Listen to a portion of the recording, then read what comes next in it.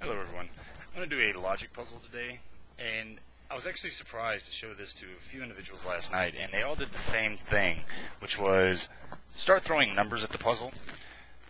Before I keep talking about the puzzle, let me lay this out for you. You just draw a simple 3x3 grid.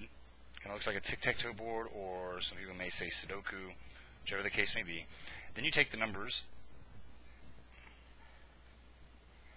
1 through 9.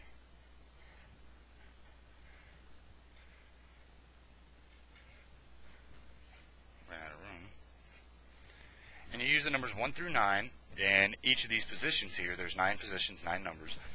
And when you're done, each column and each row and each diagonal has to total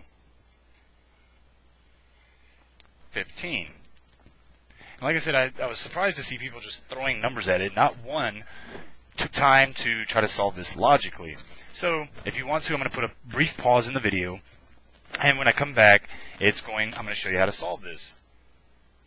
Here's how we go ahead and solve this.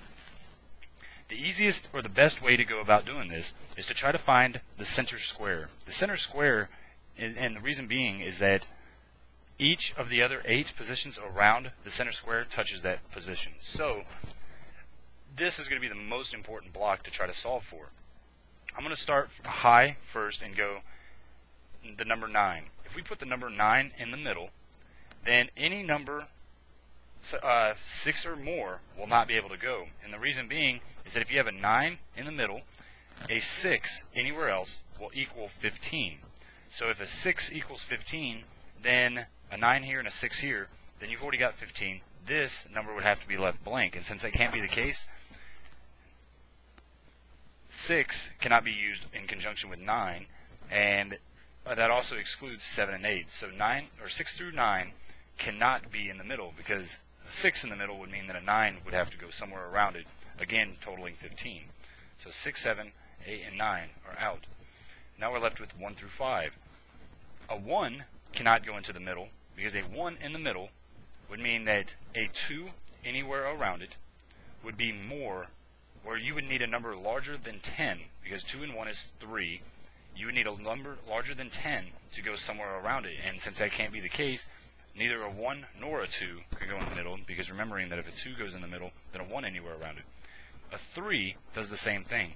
If you put a 3 in the middle, a 1 anywhere else would be 4, so we would need a number larger than 10 to go in the middle. The number 4 also does the same thing. 4 in the middle, we would put a 1 anywhere around it to be 5, and we would need a 10 even to go somewhere around it. And since we don't have the number 10, the numbers 4, 3, 2, and 1 cannot go into the middle, leaving us with the only possible explanation or possible answer to be the number 5. So now we have the first number. Now to solve for the rest of it, again, I'm going to start by excluding numbers. The number 9 will start big and go small again. The number 9, where could that possibly go? Well, we have 2 real answers here. We have either a corner block or we have a side block. And since I know that it's not going to be a corner block, I want to show you why it cannot be one of the cornerstones. If a 9 were to go in the corner, then these 2 blocks and these 2 blocks would have to equal 6. And since we can only use each number once, the number 6 cannot be used, because 9 and 6 would give us 15, leaving this number open. 7 and 8 would be more than 6, so those cannot be used. So 6, 7, and 8 cannot be used, nor 9, leaving us, or 5 can also not be used, because a 5 has already been used. So leaving us 4, 3, 2, and 1. Since this number has to equal 6 and this number has to equal 6, we do have a 3, but 3 and 3 would equal or total 6. And since we can only use each number once, 3 can also be excluded from being able to be used on either side. So between 4, 2, and 1, we have to total 6 2 times. 4 and 2 does equal 6. We know that 2 and 1 does not. So 4 and 2. 4 and 2 does equal 6, but if we use a 4 and a 2 here, with the 9, if we can imagine it being here, this side would be left vacant and we would never be able to fill it. So the only way to have a 9 and then total 6 would have to be only one possible way, and that would be using a 4 and a 2. And since we have to figure out a way to use a 9 and a 4 and a 2 in one position, or in one side, the 9 must go on the side, leaving us with only a 4 and a 2 being able to go here, since we can't use a 4 and a 2 or get the number 6 using two positions on either side. So we have the 9 here, and like we said, we know that we need a 6 to go here and here, or total 6. And we know that 4 and 2 were our only choices, so we have a 4 and our 2. Now that we have 4 numbers down, we can see that there's going to be some easy math to figure out. 5 and 4 gives us 9, leaving 6 could only be going there. 5 and 2 is 7, and we know now that only 8 could go here.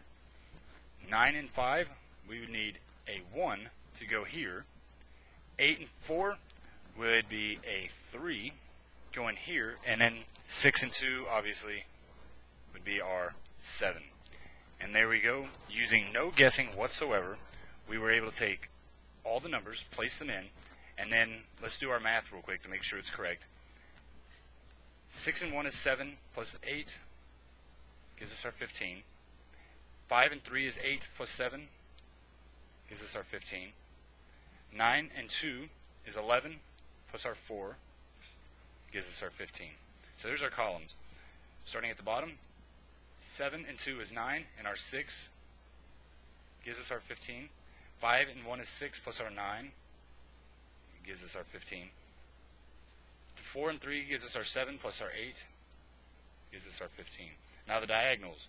5 and 2 gives us our 7 plus our 8 gives us our 15. And 5, 6, and 4 again gives us our 15. And that's how you solve it. Thank you much for watching this. Thumbs up, thumbs down this video. Thank you for watching. And if you know of any other logic puzzles that you would like to see, then please leave your comment in the section below, and I will do my best to upload a video demonstrating how you would do each one of them without having to guess or throw numbers at it. Anyway, again, thank you much for watching.